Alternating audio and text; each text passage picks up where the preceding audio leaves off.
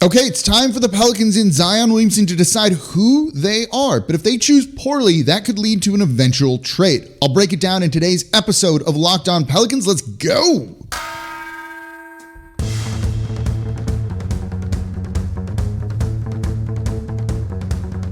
You are Locked On Pelicans, your daily New Orleans Pelicans podcast.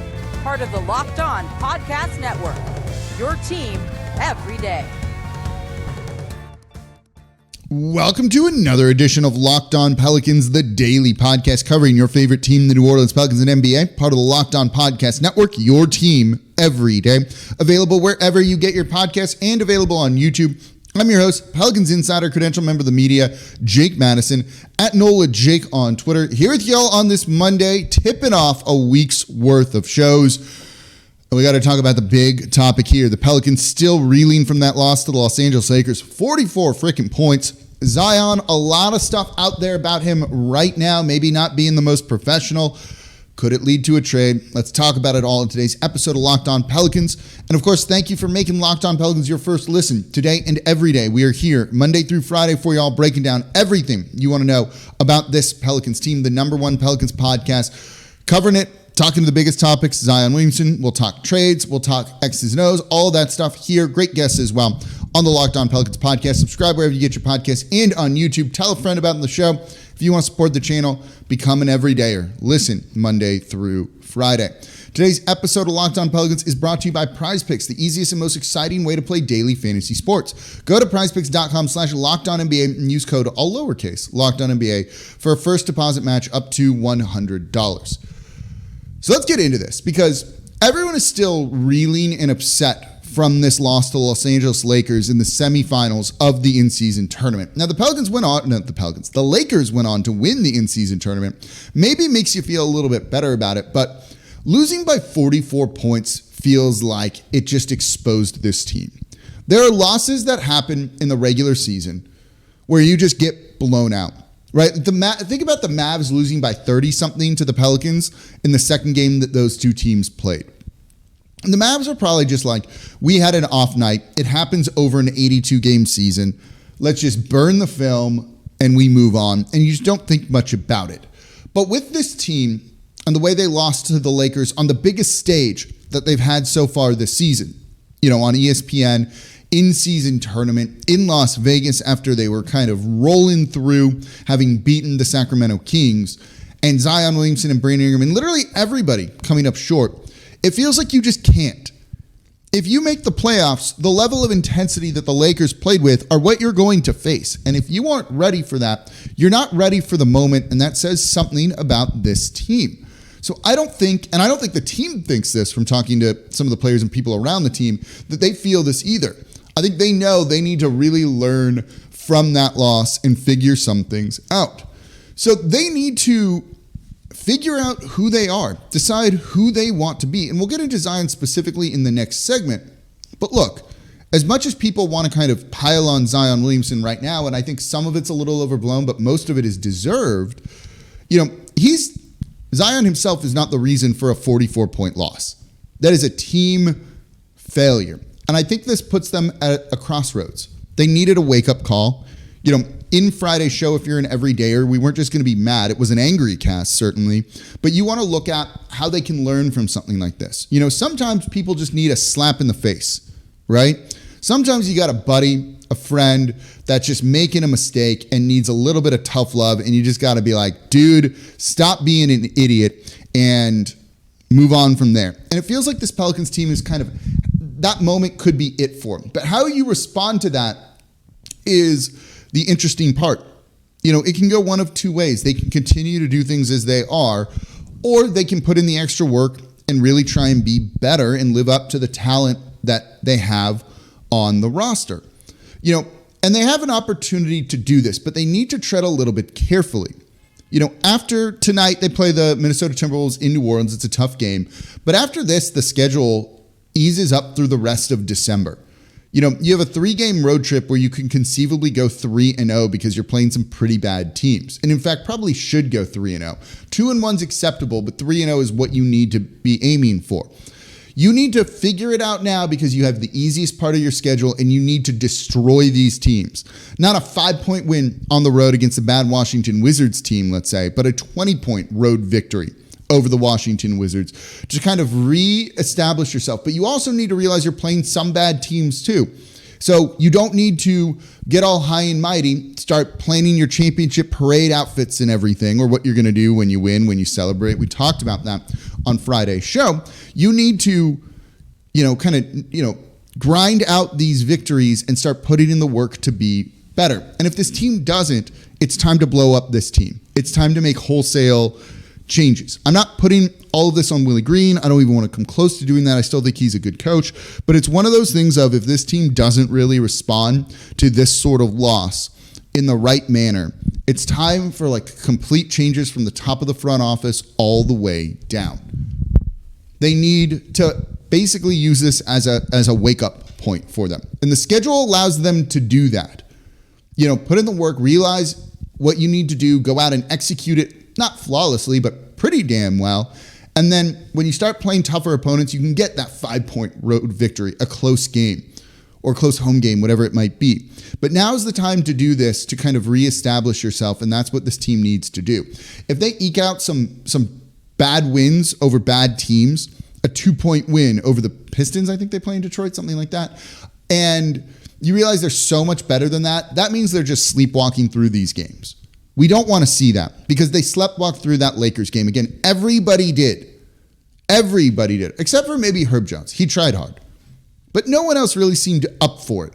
Now it's the time to show that you're paid tens of millions of dollars, in the case of some of these players, $100+ million, to go out and play basketball. So do it to the best of your ability and give it everything you have.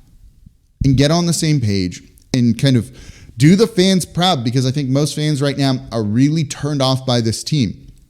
I had a lot of people message me and say this, that they're upset. They don't want to pay attention to them, and I get it. And what I always tell y'all is, if you need a break from the team, take a break from the team. Don't let it affect your mental health, your day-to-day things. The team will still be here. Locked On Pelicans will still be here too, as a matter of fact. We're going to cover it all through all of this. But they're at a crossroads, and they need to decide who they are. And they need to decide soon, because you have the trade deadline on February 8th, less than 2 months from now. And that's going to be kind of an intriguing, telling time of how this team could or needs to act. And so I want to see them go all out and do the right thing here to try and win these games and make the city and the team proud. But it also starts with the star players, right? And that's Zion Williamson. And he's been the talk of the city, talk of the league the past couple of days here, not in a good way. Let's look at Zion in particular and talk a little bit about him. That's coming up here next in today's episode. So I'll give you my honest thoughts on all of this. That's coming up here next in today's episode of Locked On Pelicans. Right now, though, I'm here to tell you about PrizePicks, because PrizePicks is daily fantasy made easy. It's the easiest and most exciting way to play daily fantasy sports. It's just you against the numbers. Instead of battling thousands of players, including pros and sharks, you pick more or less than the projections on 2 to 6 players, and then you watch the winnings roll in. And with basketball and football season underway, you can take a combo pick. So you can take Zion Williamson and Travis Kelce at a 10.5 combo of 3-pointers made in receptions. And they even offer a reboot policy, the only daily fantasy sports platform with an injury insurance policy. If one of your players exits the first half, doesn't come back in the second half in basketball or football, they're going to reboot that player so you're not losing. So go to prizepicks.com/LockedOnNBA and use code LockedOnNBA for a first deposit match up to $100. Again, that's free money right there, up to $100 in a first-time deposit match when you go to prizepicks.com/LockedOnNBA and use code LockedOnNBA. PrizePicks, it's daily fantasy sports made easy. And thank you for making Locked On Pelicans your first listen today and every day. We are here Monday through Friday for y'all, the Number One Pelicans podcast, the only show coming to y'all like this, talking about the topics you want to hear. And we're about to talk about Zion Williamson. Become an everydayer. Listen Monday through Friday. We had an Angry Cast on Friday. If you don't know what that is, go listen to the show. We're not going to just... Look, I try to be optimistic and positive about the team, but there's times when it's not warranted, and that game Friday was not. And so we're going to call it as we see it here. What I always tell you is I shoot you straight here on Locked On Pelicans. So let's shift to Zion Williamson, because he's gotten, and deservedly so, a lot of heat over the past couple of days for basically a no-show performance. Going back to the Sacramento Kings game, he seemed a little bit off in that one, and they managed to get the victory. But then on the biggest stage against the Lakers in the in-season tournament semifinals in Vegas, he just didn't look like he had it at all. And it's led to a lot of things of he's out of shape, he doesn't try hard, all of that. Things have been written too about all of this. It's interesting to see this all kind of happen right after a loss because he had been playing well going the previous couple of games. It kind of dominated some of those games too and been unstoppable. And I actually expect him to have a big game tonight against the Minnesota Timberwolves, and maybe this is all by design to get that out of him. There's no denying that he looked bad in that game. There's no denying that he looked bad in that game. And look, a lot of the criticism, most of the criticism is very valid and very deserved. Zion needs to decide who he wants to be. So as with the Pelicans deciding who you are as a team, what's your identity? How are you going to respond to this? That really is like double, triple, 4, 5 times as much for Zion Williamson. Does he take the conditioning as seriously as he needs to?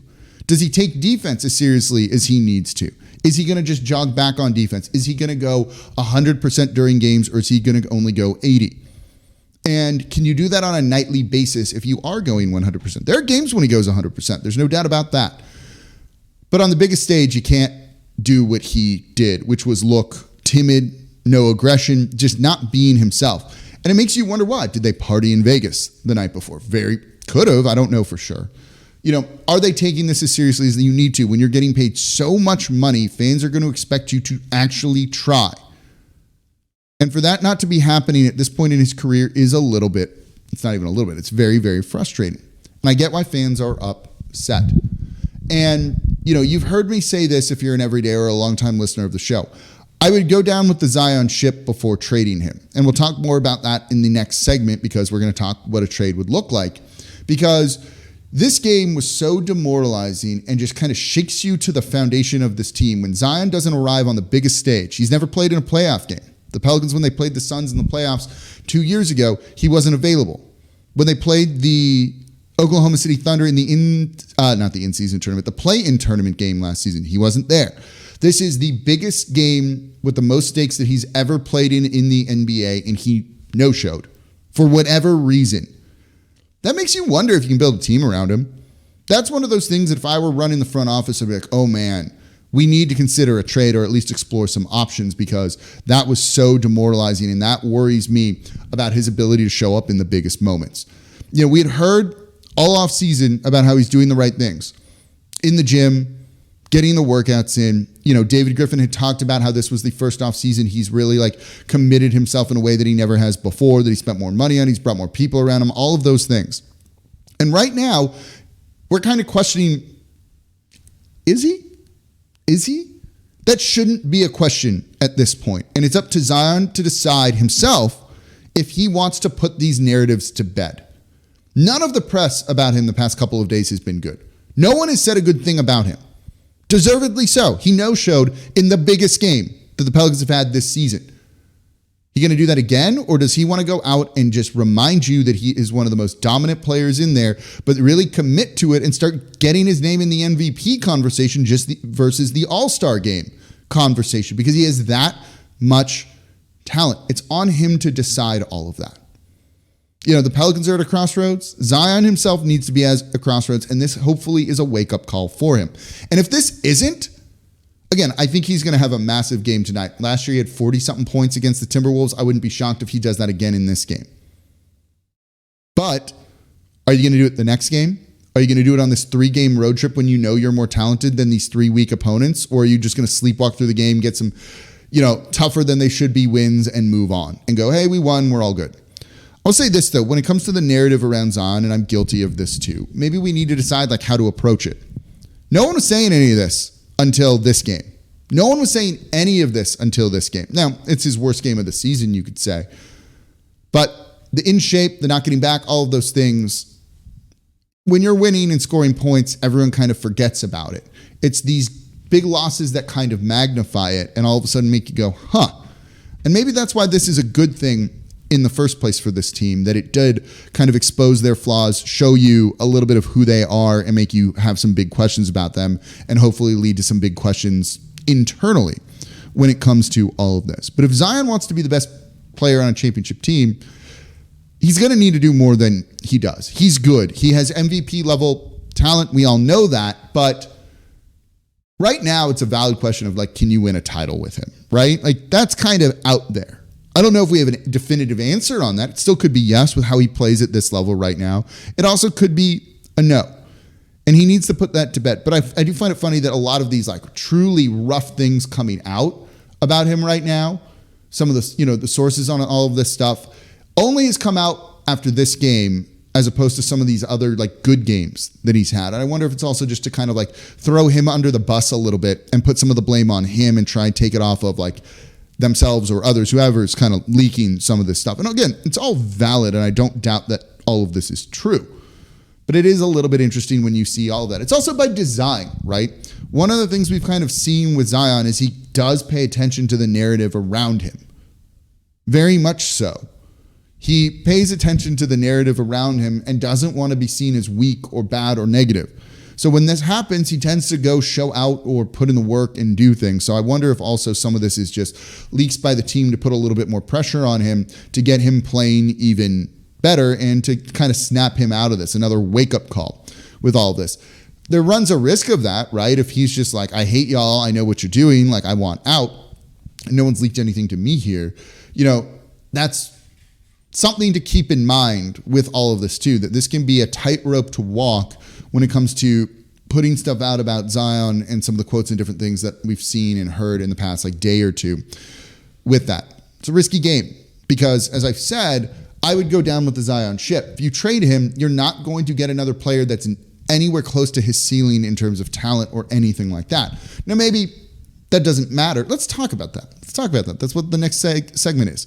Could the Pelicans trade Zion Williamson? Let's talk about that coming up here next in today's episode of Locked On Pelicans. Right now, though, I'm here to tell you about FanDuel, America's number one sportsbook, because as the weather gets colder, the NBA offers stay hot over at FanDuel. Right now, new customers get $150 in bonus bets with any winning $5 moneyline bet. It's $150 if your team wins, like the Saints did. If you took the Saints to beat the Carolina Panthers because the Panthers stink, you'd have won your $5 bet and you would have won $150 in bonus bets. So if you've been thinking about joining FanDuel, there's no better time to get in on the action. I love it because the app's super easy to use and they have a wide range of betting options that I'm looking for, like the spreads, the player props, the over-unders, the NBA futures. If you want to get in on the NBA action here, visit FanDuel.com/lockedon. Again, that is FanDuel.com/lockedon. FanDuel, official partner of the NFL and the official sportsbook of Locked On.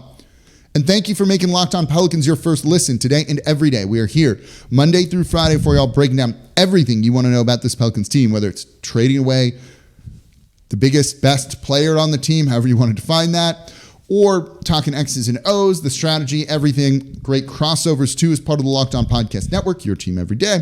We got it all covered here, the Number One Pelicans podcast. Subscribe wherever you get your podcasts and on YouTube as well. Tell a friend about the show. Become an everyday or listen Monday through Friday to Locked On Pelicans. Support the channel that way. Let's get into this. Say Zion doesn't react to this well, or even the leaks well, let's say. Kind of throwing him under the bus here. What do you do then? As I've said, and I just said in the last segment, I go down with the ship because you're not going to get a better player than Zion. I would still just do everything to figure out a way to make it work because you trade him, even if you get draft picks, even if you get a talented young player, given some of the issues that Zion's had, while his trade value is going to be high, look, they couldn't get Scoot Henderson for him because the Pelicans tried. They wanted Zion Williamson and picks for Scoot Henderson. Would you do that? Now maybe you might, but at the time, would you have? I'm not sure. That was a big sticking point over the summer. So I wouldn't trade him, but it's very clear that the Pelicans front office has had internal discussions about it. And every team does this, right? Every team has like dossiers and notebooks and binders of like, what would you trade your guys for? What are their future contract values that we're expecting? You have this for almost like every player in the league so that when you come up with trades, you're also just thinking not just right now what that player will do for you that season, but what it'll look like for the salary cap and other things in the future. So you run through these scenarios of what could you trade Zion for? What would all of that be? That's important to do. That's just due diligence of running a team. And the Pelicans have certainly done that. And it's been reported by Mark Stein that they looked into trading him 2 years ago, before this past offseason. That they had exploratory discussions, nothing concrete, nothing that maybe got into nitty-gritty details of a trade. And they deny this, as they have denied this, but it's, I think, kind of common knowledge around the league. They've at least looked into this, and Zion is not completely untouchable, let's say. And it seems like they looked into doing this for Scoot Henderson this past offseason, too. When the Portland Trailblazers were, at that point in time, maybe looking to keep Damian Lillard. But now that Lillard is gone and traded to the Milwaukee Bucks, it's likely not going to be the case with Scoot Henderson anymore. So is there an upcoming guy in the draft that you like? Is there a young player around the league that you think you could get? I don't think you can get a guy like Shai Gilgeous-Alexander for Zion or some others. So I do think the trade value is low, and that's why I wouldn't be looking to trade him personally. But there's a but with this. Again, this was the type of loss that leaves you shook, that leaves you questioning him big time. Can he be the best player on a championship team? The better question is, will he ever be the best player on a championship team? He can if he figures it out, but the question maybe is, will he figure it out? Will he be that consummate professional? And if the answer to that is no, you do need to look at trading him and exploring what that could be. Not an easy conversation to have, but you look to do that, and you probably need to look to do that sooner rather than later. Try and get a winning record with him right now, win some games, and then move him at the trade deadline for other complementary pieces and let a guy like Trey Murphy take a big step forward. We've seen how good he is. He's the leading scorer in that loss to the Lakers. We think there's talent for him to be a very special player there. So maybe you look to build around him. Replenish some of your trade assets that really the war chest is starting to kind of dry up a little bit. There's not tons and tons of future picks like the Pelicans once had. You wouldn't necessarily put them in the top 3, top 4, maybe barely the top 5 of trade assets around the league, of teams with picks and things like that. And how many teams could you realistically trade him for that has like a young blue chip prospect that you want to build around? So you look to do this by rehabbing his value right now and getting it higher. Because look, post-trade deadline, you could maybe look to trade him in the offseason, but what if he gets hurt again and misses a bunch of games? Win a bunch of games now, maybe move him by the trade deadline, February 8th, if you could look, if that's what you're looking to do and really kind of shake things up that way. Because if you don't think he's going to put it together, or if you just think the bridges are burnt here and it's only going to happen with a change of scenery, and it could, you got to do it. They've gone through 3 different head coaches for him. No one seems to have gotten through to him at that level, really. That is kind of worrisome when it comes to all of it. Does he have the best relationship with the front office, with everyone else? Maybe, maybe not. That's up for debate. They made some changes around him to bring in a different player performance and care team, and we're still having the questions about his conditioning and those sorts of things. You've made the changes. He's never fully bought in. Maybe some of the stuff over the offseason was a lot more hyped than realistic by David Griffin, which doesn't surprise us, right? That's something that he often does, and that's okay. It's his job. So if you have these questions, you've got to look to move him. And I would look to do it sooner rather than later, just because if he were to get hurt in March, post-trade deadline, his value is going to go down even further. And what are the trade offers going to look like in the offseason? Probably nothing good. But here, if you put him as the second best player on a contending team, let's say, does he look differently there? Probably. And they afford to handle an injury risk from him? Yeah, absolutely. Whereas for the Pelicans, it just kind of tanks you if he's not being the best version of himself. And that's kind of the problem right here.